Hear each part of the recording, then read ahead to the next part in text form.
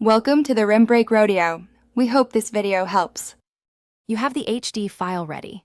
Now act. First, confirm the image is at least 1920 by 1080 to avoid blur.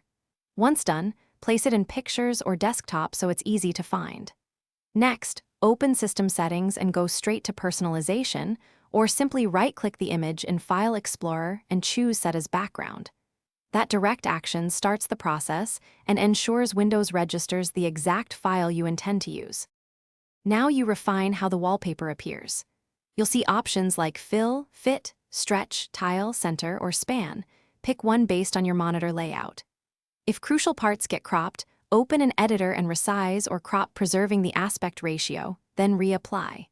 For multi-monitor setups, go to Display Settings and assign wallpapers per monitor, or use a reputable third-party tool when you need independent images and advanced scaling. Make sure to preview so nothing important sits under taskbars or icons. Finish by applying your choice and verifying across every display. You should see the full image where expected. If you want rotating backgrounds, switch to Slideshow, pick a folder, and set the interval and shuffle options. If the result looks soft or pixelated, it's usually low resolution or wrong scaling. Use a higher resolution file, or change the fit mode to fill. If problems persist, restart the graphics driver or clear any desktop cache. That single troubleshooting step. Thanks for watching.